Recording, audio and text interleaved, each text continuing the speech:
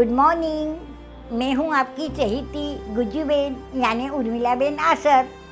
आप सब तो मुझे जानते ही हैं। हाँ, तो चलो अभी सुबह हो गई है, हमारे नाश्ते का टाइम भी हो गया है। तो हम आज क्या बनाएंगे? आज हम बनाएंगे, अब ठंडी के सीजन में गरम गरम, देखते हैं अभी हमारा दिमाग। यूट्यूबर गुज्जूबेन हम सबको सिर्फ खाना बनाना नहीं सिखा रही, बल्कि जीवन जीने का तरीका भी सिखा रही हैं। माना जो ना मिला उसका अफसोस है, मगर जो पास है उसमें जी भर के जीने की कोशिश तो कर। एक माँ जिसने एक एक करके अपने 3 बच्चों को खो दिया, वो कैसे अपने दुख से निकलकर हिम्मत रखकर आगे बढ़ रही है। मैंने तो कुछ पिछले जन्म में अच्छे पुण्य किए होंगे, मोती के दान किए होंगे, तो ऐसी लक्ष्मी मिली है मुझे। कैसे अपने आंसू छुपाकर मुस्कुराती रहती है और कैसे अपने हुनर के दम पर मास्टर शेफ जैसे लोकप्रिय शो में पहुंचती है। ना थके है अभी ये कदम, ना अभी हिम्मत हारी है, हौसला है कुछ कर दिखाने का, इसलिए अभी भी कोशिश जारी है। बा बहुत बहुत स्वागत है आपका जिंदगी विद रिचा में। नमस्ते। वैसे तो मैं अपने व्यूअर्स को बताना चाहूंगी, हम लोग बा के घर में बैठे हुए हैं और बा ने अभी बहुत टेस्टी उपमा बना के खिलाया है, जिसमें इन्होंने अपना एक घर का मसाला बड़ा टेस्टी सा डाला था। बा आपसे इतनी सारी बातें कर रही है ना मुझे कि समझ नहीं आ रहा मैं कहाँ से शुरू करूँ। जब से आई हूँ आपकी मैं फिटनेस लेवल्स देख रही हूँ, मतलब कमाल है। उसके बाद आपकी वो मास्टर शेफ की पूरी जर्नी, आपका यूट्यूब, और फिर आपकी जो पर्सनल, आपने इतना कुछ सह के आप इतना आगे बढ़ी हैं जो हम सबके लिए एक मिसाल है। तो मैं ये सोच रही हूँ कि मैं शुरू कहाँ से करूँ। तो सबसे पहले इस बात से शुरू करते हैं कि जब से मैं आई हूँ मैं आप लोगों को बताना चाहूँगी, बा ने भी बताया कि वो इस घर में झाड़ू पोंछा भी खुद कर लेती हैं, बर्तन करती हैं। इनकी उम्र 78 साल है। अभी मैंने देखा मुझे खाना देने के लिए ये आराम से झुकी, उसके बाद कुछ पोंछा इन्होंने झुककर। कई बार हम लोग इस उम्र में नहीं झुक पाते, कमर में दर्द होता है। और तीसरे माले पर हम आए हैं, मैं हाँफ गई चढ़ते चढ़ते। बा ने कहा ऐसे ही 3-4 चक्कर दिन भर के लगाती हैं। तो हम यहीं से सबसे पहले शुरू करते हैं। बा, इस फिटनेस का राज क्या है? वो हमें खुद नहीं मालूम, चलो हम चलते रहते हैं। तो 3 बार इतना सब तीसरे माले तक चढ़ना उतरना करती हैं? क्योंकि सुबह सब्जी लेने जाना, अगर बाहर कुछ काम रहेगा तो शाम को जरा एक चक्कर लगा लेती हूँ, ऐसा ही कुछ ऐसा जाके आते जाते रहती हूँ। सीढ़ियाँ चढ़ने उतरने में कोई तकलीफ नहीं होती घुटनों में? नहीं, घुटना तो बिल्कुल नहीं दर्द कर। आपने अभी देखा मैं इतना झुक सकती हूँ, एक अगर घुटने में दर्द रहता तो आदमी झुक भी नहीं सकता है कि ये भी नहीं कर सकता। कुछ तो बताइए, कुछ सीक्रेट है जो आप हम लोग को बता नहीं रहे हैं? नहीं, ऐसा कोई सीक्रेट बात नहीं। चलो भगवान ने इतना दिया है तो उससे मेरा काम हो जाता है तो मैं कर लेती हूँ। खाने पीने में कुछ आप कुछ मेरा कोई बंधन नहीं। मुझे कितने साल से नहीं तो 35 से 40 साल से मुझे डायबिटीज है, लेकिन मैं सब कुछ खाती हूँ, सब कुछ पीती हूँ। मैं नहीं, बिल्कुल खाली एक डायबिटीज का गोली लेती हूँ, बाकी कुछ नहीं। कोई परहेज नहीं? कोई मीठा भी खाती हैं? सब तीखा मीठा सब खाती हूँ, चाय भी शक्कर वाली, मिठाई भी कभी खाने का दिल मिठाई भी खा लेती हूँ अच्छी तरह, आइसक्रीम भी खा लेती हूँ।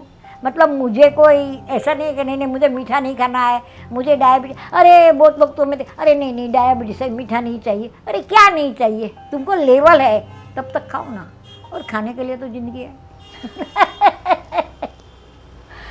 और इस खूबसूरती का क्या राज है? मुझे तो नहीं लगता है, मेरे से भी बहुत खूबसूरत रहते हैं। नहीं, आप बहुत सुंदर हैं। चलिए अब आपकी ना कुकिंग का, जिसकी अब तो पूरा देश सब जान गया है जब से आप मास्टर शेफ में आई हैं, तो थोड़ा शुरुआत से बात करते हैं। थोड़ा अपने बचपन के बारे में बताइए। आपने बताया शादी हो के आप इस घर में आई थी, तब से यहीं रह रही हैं। खाना बनाने का शौक आपको कब से है? खाना बनाने का शौक मुझे बचपन से है, और हमारे घर में क्या ठाकुर जी की सेवा थी, तो उसके लिए हमें अलग अलग कुछ बना के भगवान को भोग जराना लगता है। अच्छा। तो हमारे घर में बहुत सारी चीज़ें बनती थी, तो हम हमारी मम्मी का दादी का हाथ बढ़ाया करते थे। मुंबई की रहने वाली हैं? हाँ, मुंबई के ही रहने वाले, तो हम लोग भी उसका हाथ बढ़ाते रहते। ऐसे करते करते हमें भी शौक जागा कि हमें भी कुछ बनाना है। अभी मैं आपको बताती हूँ, मैं मास्टर शेफ में गई, वहाँ से मुझे अच्छा और भी कुछ अभी के ज़माने का खाना बनाने का सीखने को मिला। हाँ, लेकिन नॉनवेज मुझे बनाना भी नहीं आता है और मुझे पसंद भी नहीं है, मैं खाती भी नहीं हूँ नॉनवेज। तो अब आपको दूसरे के हाथ का खाना अच्छा लगता है या नहीं, सिर्फ अपना ही पसंद है? नहीं, ऐसा नहीं। कुछ जो भी कुछ रहेगा, देखो अनाज है, बनाना है। आज आप कुछ भी बना के देंगे, मैं तो नहीं ये अच्छा नहीं हुआ, ये मुझे अच्छा नहीं लग रहा है, आपको भी बुरा लगेगा। हाँ लेकिन भाई अरे इसमें थोड़ा नमक कम है, कि थोड़ा नींबू डालती तो मज़ा आ जाता, थोड़ा शक्कर डालती तो मज़ा आ जाता, तो आपको बुरा भी नहीं लगेगा। और मेरा कहना यही है कि मुझे ये वाला पसंद है। थोड़ा स्वाद अच्छा हो सकता है। चलिए, तो आप 60 साल पहले करीब शादी होके इस घर में आई, हाँ, तब की जिंदगी के बारे में बताइए। मैं तो पहले बहुत रीच घर से आई हूँ। अच्छा। शादी के बाद हमें 19 साल में बड़ा बेटा हुआ, 21 साल में दूसरा बेटा हो गया और 23 साल में एक लड़की हो गई। यहाँ तक हमारी सब अच्छी तरह चल रहा था। बच्चे भी होने लगे, हमें घर की ज़रूरत भी पड़ने लगी, इनकम की भी ज़रूरत पड़ने लगी। तो हमने सोचा हम क्या करेंगे। फिर मुझे लगा हमें इतना अच्छा खाना बनाना था, क्यों ना हमको और लोगों के घर में जिसको ज़रूरत रहे हुए उसके घर में जाके खाना पका के आ जावे। 1-1.5 घंटे का तो काम है, पैसे का पैसा मिलेगा, काम का काम होगा। तो वैसे हमने ये काम की शुरुआत की। अच्छा, तो आप लोगों के घरों में जाके खाना बनाने हाँ, लगे। खाना बना रही थी। अच्छा, खाना बनाने के अलावा भी आपने कोई काम किया है? हाँ, खाना बना हुआ। पहले शादी करके आई तब तो मैं कुछ खाना पीना बनाने को नहीं जा रही थी। तब मैं फॉल बीडिंग का काम करती थी, घर में सिलाई का काम करती थी, फिर हैंड एम्ब्रॉयडरी का काम करती थी। बहुत मैंने काम किया है, बहुत काम किया। ऐसा बोलूँगी तो चलेगा आपको। मतलब आप हमेशा से होम मेकर के साथ साथ एक वर्किंग वुमन भी रही हैं। आपने पैसा हमेशा अपना कमाया है। मैंने पार्लर ग्लूकोज में भी फैक्ट्री में भी काम किया है। अच्छा। हाँ, बा, आपके साथ बहुत सारी ट्रेजेडीज भी हुई हैं आपके जीवन में, जिसमें मुझे लगता है सबसे पहली बहुत छोटी अपनी बच्ची को आपने खो दिया। वो क्या घटना थी, कैसे हुआ? कुछ नहीं, वो चाली में खेल रही थी। हमारी चोल सिस्टम है तो चोल में खेल रही थी, तो वहाँ से एक डंडा निकल गया, तो वहाँ से वो ऊपर से नीचे गिर गई। तो हमारी एक लेडी थी खड़ी सी बाहर, उसने देखा तो वो मैक्सी पहना था, तो ऐसा गोल गोल मैक्सी में वो हवा भरते गोल गोल घूम के ऐसा नीचे गिरी। तो थोड़ा टाइम 20-25 मिनट जिंदा थी। तब इसको हरकिशन दास हॉस्पिटल थी, बाद में लेके गए। तो वहाँ भी वो 10-15 मिनट रही। बाद में डॉक्टर बताए रहेगी तो अभी आपके काम का नहीं है, क्योंकि उसका ब्रेन ही ख़त्म हो गया है। और बहुत छोटी थी? बहुत छोटी, 2.5 साल की थी बच्ची। और इतनी खूबसूरत थी कि बस आज दिन तक मुझे याद है कि वो बच्ची इतनी खूबसूरत थी कि हमारे घर में कोई इतना खूबसूरत नहीं है। एक माँ के लिए वो सदमा झेलना होता है, क्या करेंगे। और तब आपकी क्या उम्र रही होगी? आप 25? नहीं, तभी 26-27 साल की उम्र। और वो आपकी बच्ची सबसे बड़ी थी? सबसे छोटी। छोटी थी।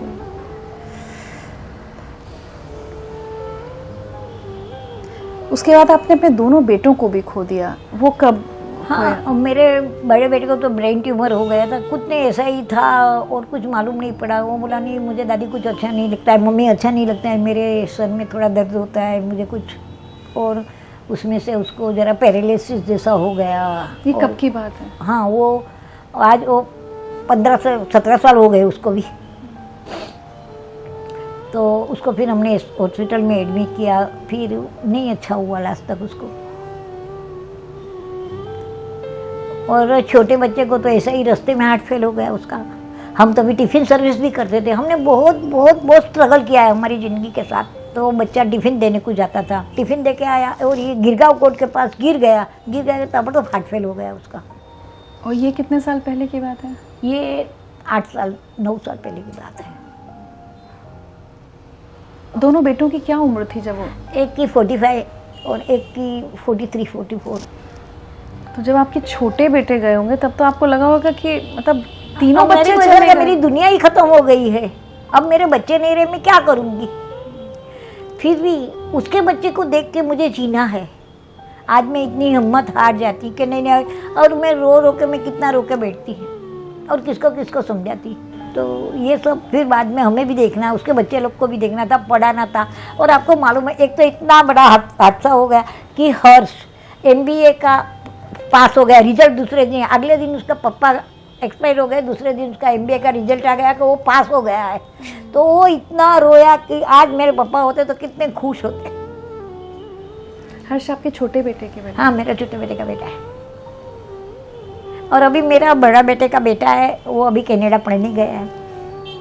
और उसका भी हमारे साथ तो बहुत, मेरी बहू का एक्सीडेंट हो गया, वो जल गई थी पूरी। तभी उसका बड़ी बहू तो सबको ग्रेजुएट किया, बच्चे को पढ़ा के लिखा के। और अभी तो क्या ज़माना क्या है कि सबको अच्छी पढ़ाई चाहिए। लेकिन मैं समझने की कोशिश कर रही हूँ, जैसे एक महिला ने अपने 3 बच्चों को खोया, फिर आप कह रही हैं बड़ी बहू जल गई, फिर आप पोते का एक्सीडेंट हो गया। पोती का भी हो गया और पोते का भी हो गया। मतलब बहुत बहुत बहुत ही, मेरे को लगता है क्या है मेरी ज़िंदगी में, बस यही है, सबका करना, सबका कष्ट उठाना, यही है क्या मेरी ज़िंदगी। कभी मैंने ऐसा खुशी का दिन तो देखा ही नहीं, कहा आज तो बहुत हमारे लिए थे। फिर भी हम तो हमारे मन बना लेते, हम जो खुश है सब बात में, चलो वो तो आता जाता रहता है, दुख सुख तो आता जाता रहता है ज़िंदगी में। मैं वही समझना चाह रही हूँ कि इतनी प्रॉब्लम्स के बाद कि हर 4-5 साल में फिर कुछ हो गया, फिर कोई ट्रेजेडी हो गई, लोग बहुत निराश हो जाते हैं ज़िंदगी से, लोग बहुत दुखी रहने लगते हैं या बड़े शिकायती हो जाते हैं, मतलब कुछ भी हो सकता है।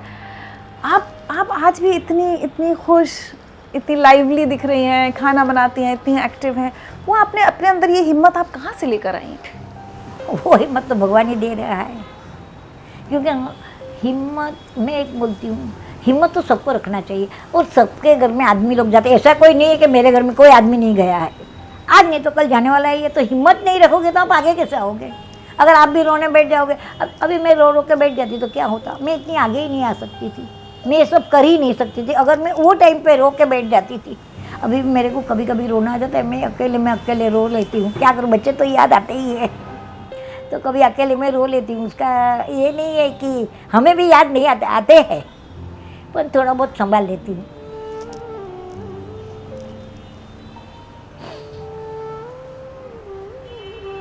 और एक और बहुत अद्भुत चीज़ मैं आपके अंदर देख रही हूँ, इतना सबको सहने के बाद ना, बहुत लोग को मैं ऐसे सुनती हूँ जो कहते हैं ऊपर वाले से, भगवान से विश्वास उठ गया, लेकिन आप हर बात में कह रही हैं कि ठीक है, ऊपर वाले की मर्ज़ी, भगवान की मर्ज़ी। कभी ऐसा नहीं हुआ कि वो विश्वास टूटा हो कि नहीं मेरे साथ ही सब गलत होता है ज़िंदगी में? मैं तो ऐसा बोलती हूँ, ये जन्म में जितना तेरे को लेने का है उतना कर, जितना त्रास देने का है उतना दे, अगले जन्म के लिए कुछ मत रखना, आराम से जीने देना। तो वाकई अनबिलीवेबल है। मतलब मुझे लगता है कि आगे से ज़िंदगी में कभी कोई छोटी मोटी तकलीफ आएगी तो मैं तो बा को याद करूँगी कि इतना सह कर। जरूरी है, ये ज़माने में हिम्मत रखना जरूरी है। आप रो के कितना टाइम बैठ जाओगे? कितना टाइम आप रो के बैठ जाओगे? 4 दिन रहोगे, 8 दिन रहोगे, 9वां दिन को 10वें दिन तो आपको काम करने का है, आपका जो रूटीन है वो चालू करने का है, तो क्यों ना पहले से आप मजबूत हो जाओ। है, होता है सबके, और आता है, सबको याद आता है, ऐसा नहीं कि हमें याद नहीं आता है, आता है, हमें भी याद आता है, लेकिन हम दुनिया को दिखाते नहीं है कि नहीं हमें इतना तकलीफ हो गया, हमें ये हो गया, हमें वो हो गया, ऐसे किसी कभी शिकायत नहीं की है। हम अकेले में थोड़ा रो लेते हैं, बस हो गया हमारा। आपने बताया कि आपके बेटे कहीं टिफिन हाँ, देने जा रहे थे, हाँ। तो ये टिफिन का काम आपने कब से शुरू किया था? नहीं, टिफिन का काम हमारा पहले से ही शुरू, बच्चे पढ़ रहे थे, बच्चे का इतना पढ़ाई लिखा का भी 3 बच्चे का भी खर्चा तो रहता है पढ़ाई लिखाई का, तो और हमें इतना इच्छा था, हम नहीं पढ़े तो कुछ नहीं, हमारे बच्चे लोग पढ़ के बड़े हो जाए और कुछ बने, तो ऐसा हम मिलजुल के ही काम करके हमारा परिवार चलाते थे। तो लगभग कितने घरों में आप उस समय टिफिन सप्लाई करते थे? और उस समय यहाँ एक बेराम जी हॉस्पिटल करके है चन्नी रोड के पास, वो हॉस्पिटल वाले भी हमारे पास से 4-5 टिफिन तो रोज़ लेते ही थे। बाहर हमारे जाते थे 8-10 टिफिन, मतलब रोज़ 12-13 टिफिन का हमारा। तो वो काम लगातार आपका चल रहा था? छोटा बच्चा चला गया, बाद में हमने टिफिन का बंद कर दिया काम, क्योंकि टिफिन पहुंचाने को, सब सब्जी लाने को, ये सब कौन करता, तो फिर हमने ये टिफिन का काम बंद कर दिया। और बाद में हम लोग ने ये किचन चालू किया, बाहर क्लाउड किचन करके छोटा सा किचन चालू किया हमने, पर ये सब कब हुआ? लॉकडाउन के बाद। पहले लॉकडाउन लगा, तो लॉकडाउन में मैं घर में अचार बना रही थी, तो हर्ष ने बताया दादी तू इतना अच्छा अचार बना रही है, अच्छा अचार बनाती है, तो क्यों ना हम अचार बना के सेल करें, तो अपने को भी 2 पैसा मिल जाएगा और अपना काम भी आगे चल जाएगा। ये कोविड के दौरान हुआ? कोविड में, हाँ। अचार, और कोविड में क्या, किसी को काम नहीं था, किसी को वो नहीं था, तो हमें लगा क्यों ना हमारे जैसी 3-4 लेडी को हम साथ में लेके मिलजुल के काम करेंगे, तो हमारा ये इसका काम भी, अचार का काम भी चलेगा। आप नहीं मानोगे, 1 महीने में हमने 450 किलो अचार तैयार किया और उसको सेल किया। सब तरह का अचार? हाँ, सब तरह का अचार, और हमने उसको सेल किया। जब आदमी को पसंद आया होगा तो ही उतने इतना लिया होगा। और 8 दिन तक हमारे कस्टमर बहुत ही है जो अचार हमारे पास मंगाते हैं। अब ये मालूम है एक जगह से मुझे 20 किलो का अचार का ऑर्डर आया, मैंने सब तैयार करके रख दिया, 20-20 किलो अचार बना दिया।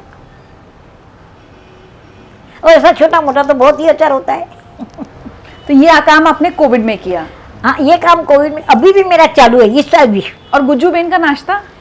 बाद में शुरुआत हुई गुज्जू बेन का नाश्ता की, क्योंकि हमने ये काम अचार का तो हमारा पूरा हो गया, अब क्या करेंगे, कोविड तो बढ़ गया।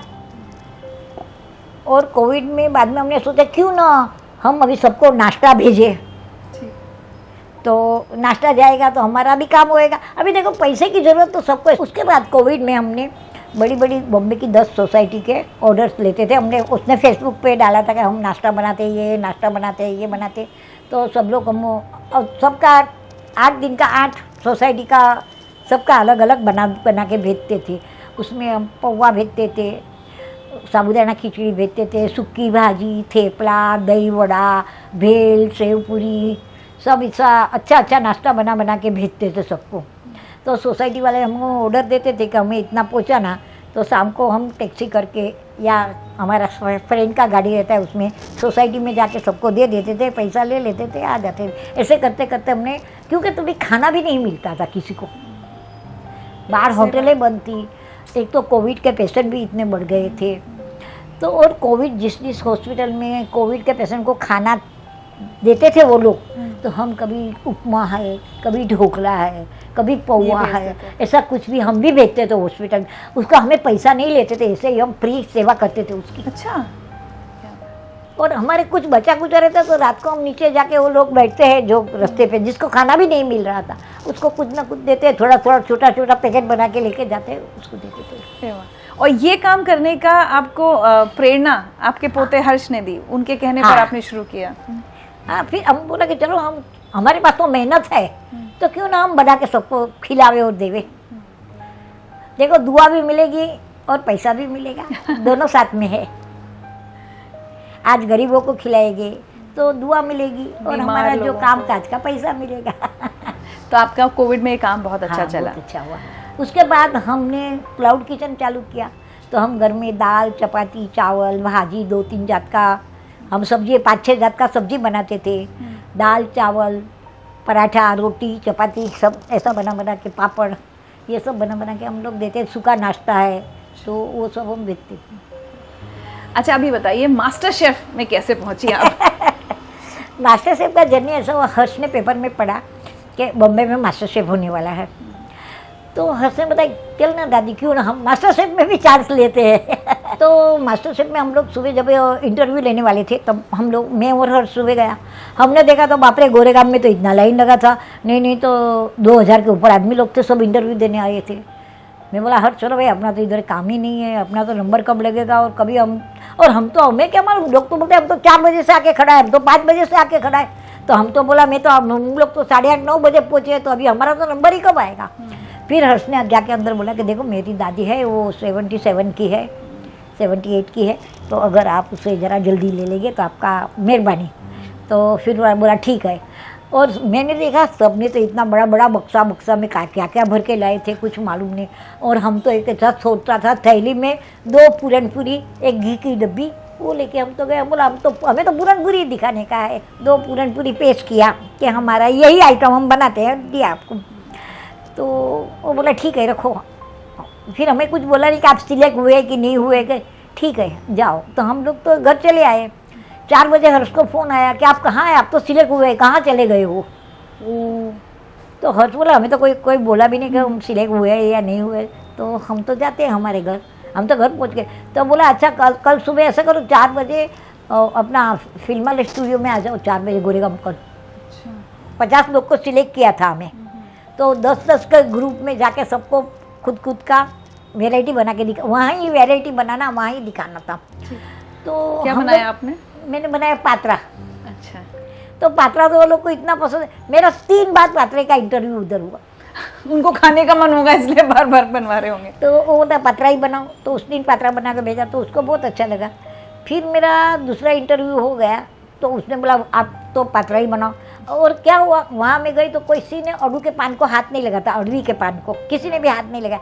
मैं बोला लाओ ने पतरा बना देते हूँ जैसा वो ऐसा, अपना दिल में तो ऐसा ही रहता है, अच्छा होता है तो हमको भी मालूम है कि हमारा अच्छा ही होगा, फिर भी वो लाओ ना अभी पात्रा वही ना, अरबी के पत्ते को अरबी के बेसन पत्ते का, में हाँ, लपेट हाँ, के बेसन बनाते क्या हैं। टेस्ट करते हैं वो। ये थोड़ा सा मुझे भी पता है। हाँ तो वो मैंने बना दिया तो वो लोग को बहुत पसंद आया। फिर दूसरे दिन हमें बोला आपको आप यहाँ भी सिलेक्ट हो गए हैं तो आपको कल सुबह 4 बजे गोरेगांव स्टूडियो में जाना है, वहाँ सेब के सामने आपको कुछ डिश बना के दिखानी है। तो वो इसी ने बोला आप ही पात्रा ही बनाओ वापस। अरे फिर पात्रा बनाया? वापस पात्रा। तो आपने तो वीडियो में देखा होगा मास्टर शेफ में कि सेब को बहुत पसंद आए, और मुझे तो तीनों सेब बहुत ही अच्छे लगे। रणवीर ब्रा क्या, ये अपना गिरिमा क्या, और विकास खन्ना भी क्या, सब सेब बहुत ही अच्छे। बहुत प्यार मिला आपको शो? बहुत प्यार मिला। और मास्टर शेफ का अनुभव भी मेरा कुछ अलग रहा।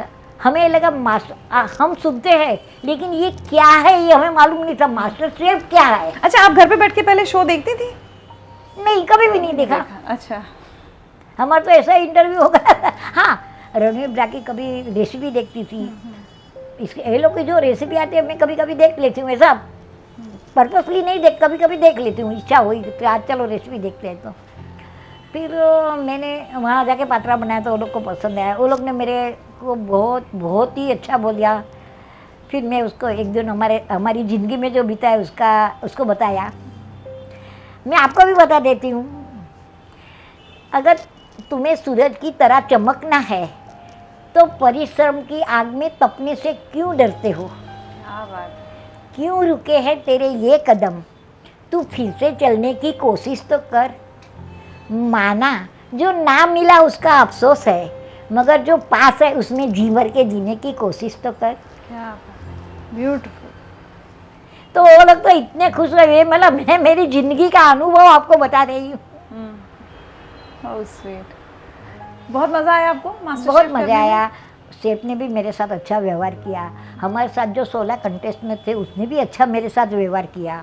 आज दिन तक सबका फ़ोन मुझे आता है, हम लोग एक दूसरे के साथ फ़ोन पे बात करते हैं, पूछते हैं आप कैसा है, क्या है, आपका क्या चल रहा है, क्या नहीं चल रहा है, ऐसे सबके साथ मेरी बात हो रही है। और अब आपका सारा फोकस है यूट्यूब पर, आपका चैनल है। हाँ।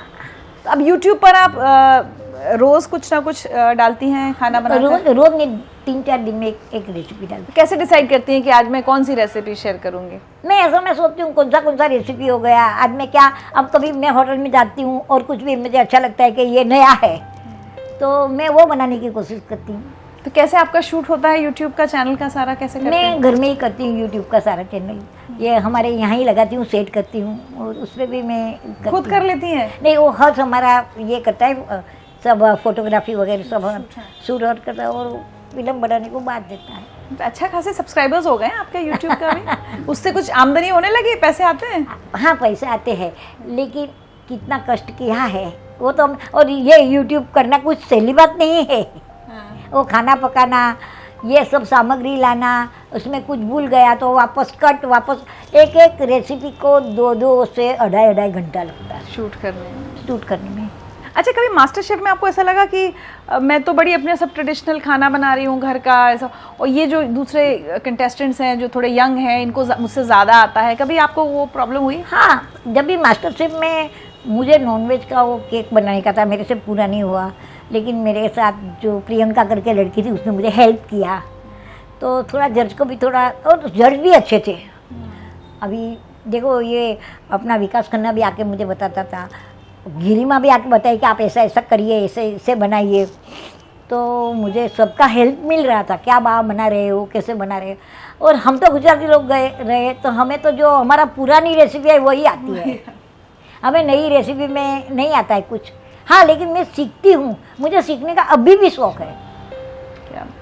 क्या सीखा मास्टर शेफ में? कौन सी डिश नहीं सीखी? नहीं, मुझे नहीं को मास्टर शेफ में हम लोग कभी लजानिया या घर का नूडल्स और ऐसे सब कुछ हम तो बनाते नहीं हैं। हम तो नूडल बाहर से ला के बना देते हैं बच्चे लोग को नूडल, तो वहाँ नूडल्स का वो रहता है, वो उसे नूडल्स बनाना, उसे पास्ता बनाना, उसे सारी चीज़ें बनानी, सब सीखा? तो वो सब मैंने सीखा, तो मुझे अच्छा भी लगा। चलिए आपको कुछ सुनवाते हैं। जय श्री कृष्णा बा, कैसे हो आप? पहचाना मुझे? हाँ कमलदीप हम जी। तो आपको नहीं भूले, मास्टर शेफ से वापस घर भी आ गए, पर आपकी यादों को अपने दिल में लेकर बहुत कुछ सीखने को मिला, बहुत कुछ सिखाया बा आपने हमें। आज भी मुझे वो याद आता है कि जैसे चोट लगी और कैसे आप मेरे कमरे में आए, मालिश की, ट्यूब लगाई और एक बच्चों जैसी केयर की आपने। सच में बा एक ट्रू इंस्पिरेशन हो आप सब हम यंगस्टर के लिए। तो बहुत कुछ सीखा है और बहुत कुछ सीख के आपकी सीख को अपने साथ यहाँ लेके आए हैं। जय श्री कृष्णा बा। एक और है। हाय बा, केम छो? बस मैं मजामा छो। बा मैं आपको बताना चाहता हूँ कि मुझे मेरी नानी से बहुत ज़्यादा प्यार था, और जब मैं आपसे मिला तो आप बिल्कुल मुझे मेरी नानी जैसे लगते हो। बहुत क्यूट हो आप, बहुत स्वीट हो, और मैं खुद को बहुत फॉर्चुनेट समझता हूँ, बहुत लकी समझता हूँ, सौभाग्यशाली समझता हूँ कि मुझे आपके साथ रहने का, आपके साथ टाइम स्पेंड करने का चांस मिला। आप सच में एक इंस्पिरेशन हो, एक मोटिवेशन हो। मुझे याद है हम जब शूट चलता था, हम सब लोगों को 12-13 घंटे खड़े रहना पड़ता था और हम सब लोग थक जाते थे, लेकिन बा बिल्कुल नहीं थकती थी। इतनी पॉजिटिव और इतनी पॉजिटिविटी की, मतलब उनकी वाइब, उनकी एनर्जी इतनी पॉजिटिव है। हम सब लोग ऐसे टेंशन लेते थे कि क्या बनाएंगे, क्या टास्क होगा, क्या होगा, बट बा वाज लाइक हो जाएगा, बना लेंगे, खाना ही तो बनाना है। तो वो पॉजिटिव एनर्जी हमें भी मिलती थी। तो और मुझे याद है मैं बा के घर गया तो उनका घर 3rd फ्लोर पे है और बा स्टेयर्स यूज़ करती हैं। तो मुझे खुद को ऐसे हो रहा है यार मैं थक रहा हूँ, बा तो बिल्कुल नहीं थकती हैं। टच वुड, आप ऐसे ही बने रहिए, ऐसे ही एनर्जेटिक बने रहिए। और जिस टास्क में आप पास्ता बना रहे थे, हमने एक राइम बनाया था आप पे, आप गुस्सा मत करना, बट हमने ऐसे बनाया था गुज्जू बहन का नाश्ता, बा बनाएंगी पास्ता।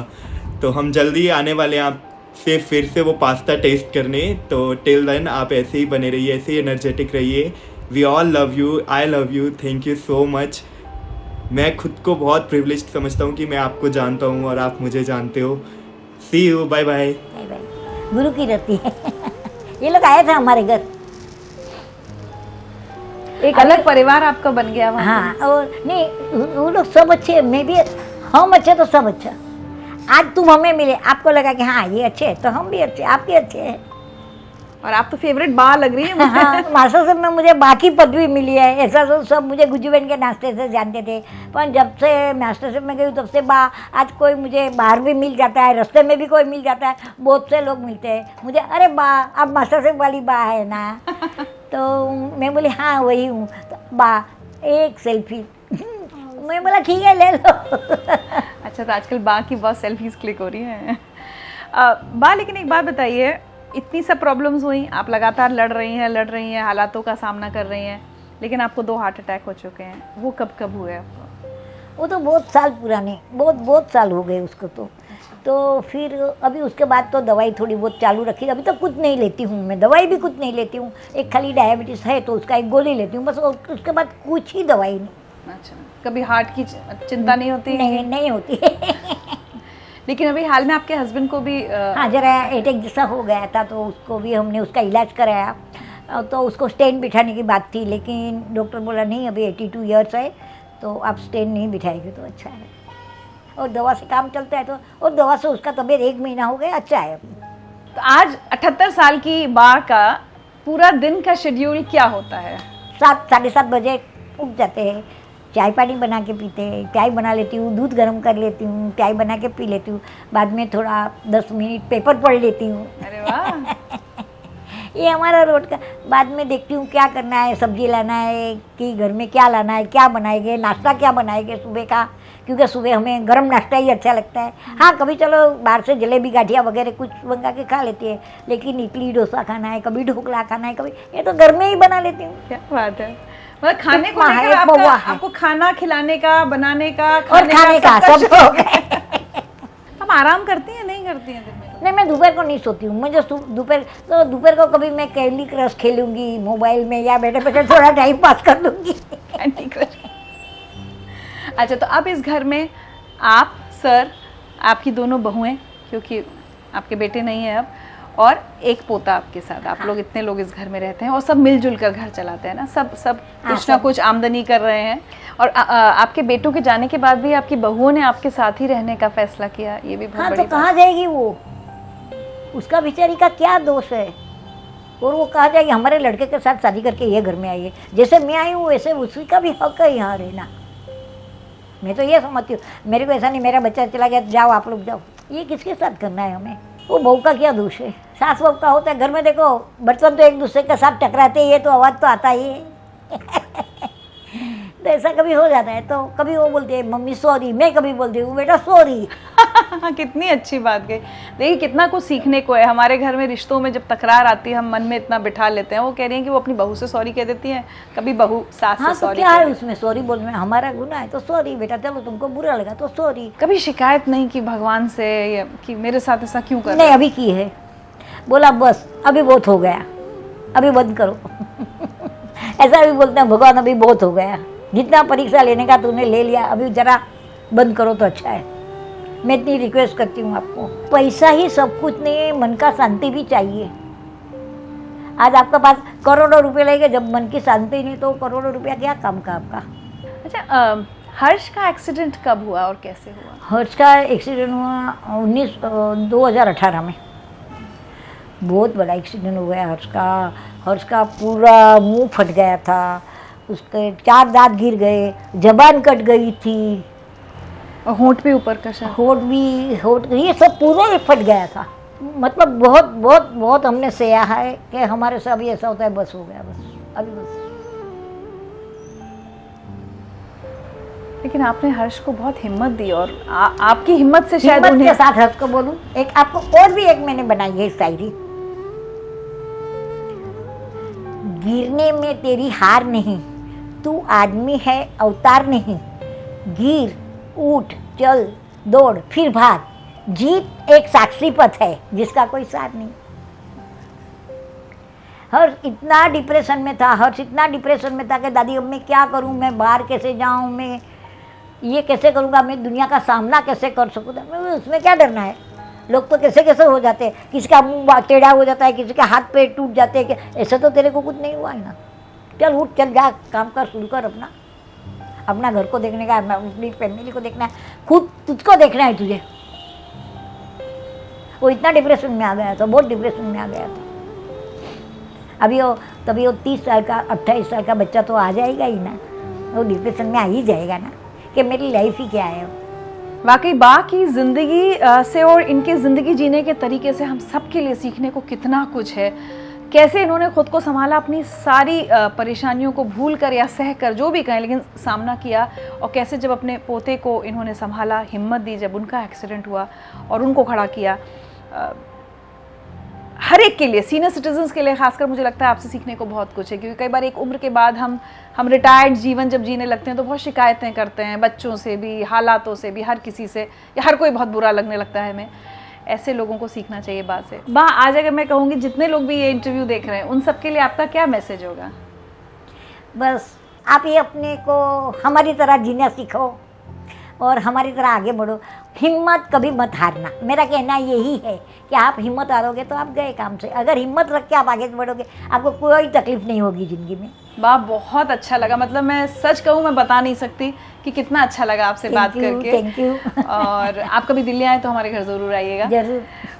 कुछ छोटे छोटे तोहफे मैं लेकर आई हूँ आपके लिए। अरे क्या जरूरत थी।